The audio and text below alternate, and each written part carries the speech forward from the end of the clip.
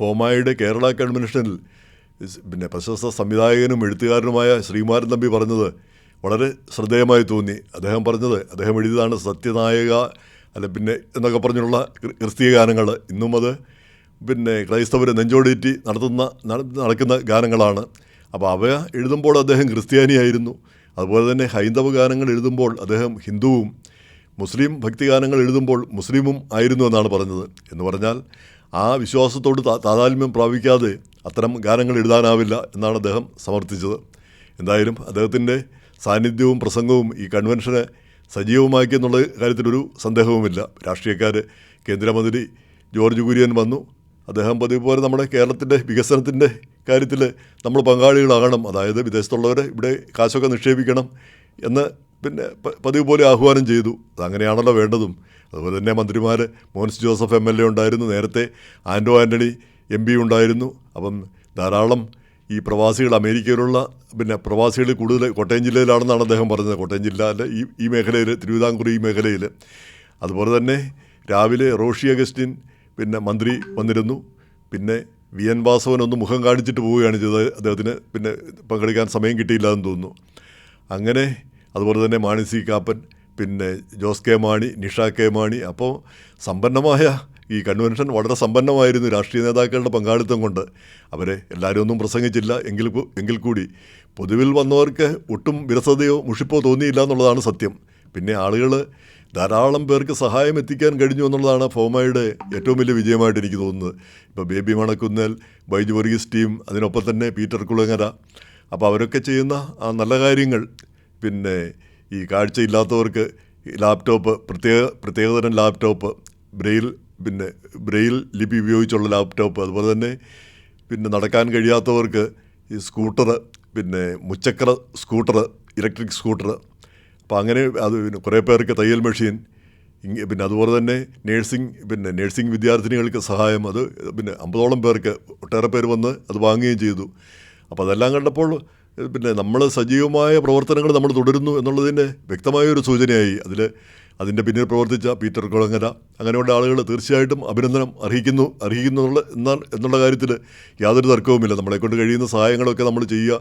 കാരണം സഹായത്തിന് ആവശ്യമായ അർഹരായ ആളുകൾ ധാരാളം പേര് കേരളത്തിലുണ്ട് എന്നുള്ള സത്യമാണ് ഇവിടെ നമ്മൾ കാണുന്നത്.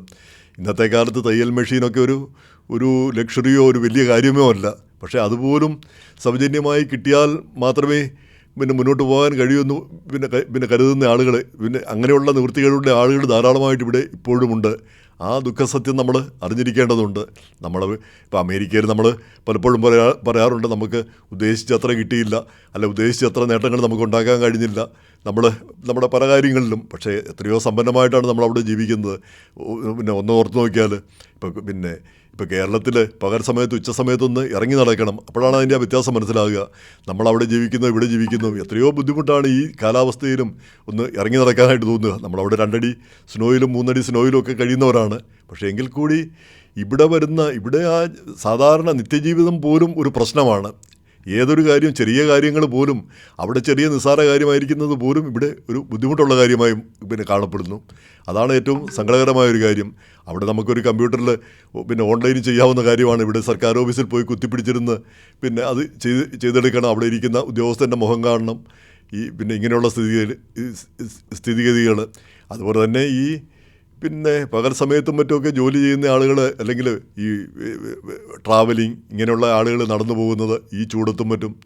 അപ്പോൾ അങ്ങനെയുള്ള ആ വിഷമതകൾ നമ്മൾ വിചാരിക്കുന്നതിനേക്കാൾ കൂടുതലുണ്ട് എന്ന് എനിക്ക് പ്രാവശ്യം തോന്നുന്നു. കാരണം ഇതിലൂടെയെല്ലാം ചുറ്റി നടന്ന് നോക്കുമ്പോൾ നമ്മൾ കാറിലുമൊക്കെ സുഖമായിട്ട് അമേരിക്കയിൽ നിന്ന് വന്ന് കാറിലൊക്കെ നടന്ന് പിന്നെ പോകുമ്പോൾ ഇതൊന്നും നമ്മൾ കണ്ടുവെന്ന് വരുന്നില്ല. നടന്നു പോകുമ്പോഴും ആളുകളെ നിരീക്ഷിക്കുമ്പോഴും നമ്മൾ ഈ ദുഃഖസത്യങ്ങളെല്ലാം കാണുന്നു. കേരളം പിന്നെ ഇതിന് മുമ്പത്തെ വീഡിയോയിൽ ഞാൻ പറഞ്ഞതുപോലെ പിന്നെ കേരളം വളർന്നു എന്നൊക്കെ പറയുന്നെങ്കിലും ഒരു വിഭാഗം മാത്രമേ വളർന്നിട്ടുള്ളൂ. പിന്നെ ബഹുഭൂരിപക്ഷവും വളർന്നിട്ടില്ല. അവർ 50 വർഷം മുമ്പ് എങ്ങനെയായിരുന്നോ അങ്ങനെയൊക്കെ തന്നെയാണ് ഇന്നും ജീവിക്കുന്നതെന്നാണ് എനിക്കിപ്പോൾ തോന്നുന്നത്.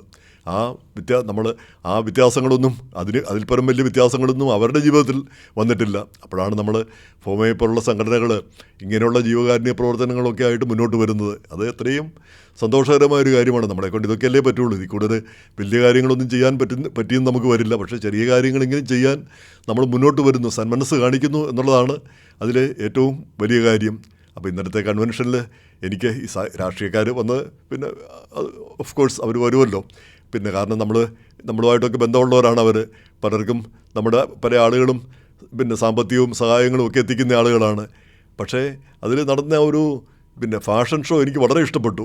അതാ ലക്ഷ്മി സെൽസ്, പിന്നെ അവർ ഈ മലയാളിയുടെയും പരസ്യക്കാരാണ്. അപ്പോൾ നമുക്കൊരു സോഫ്റ്റ് കോർണർ അവരോടുണ്ട് കേട്ടോ. അപ്പോൾ അവർ നടത്തിയ ഫാഷൻ ഷോ, അപ്പോൾ അതിലെനിക്ക് ഏറ്റവും ശ്രദ്ധേയമായി തോന്നി, അതിൽ 5-8 വനിതകൾ പങ്കെടുത്തു, പിന്നെ അതിൽ കൂടുതൽ വനിതകൾ പങ്കെടുത്തു. അവർക്കെല്ലാം നല്ല ഉയരമുള്ള വനിതകൾ. ഇത്രയും ഉയരമുള്ള വനിതകളെ എവിടുന്ന് സംഘടിപ്പിച്ചു എന്നാണ് എനിക്ക് അതിശയം തോന്നിയത്.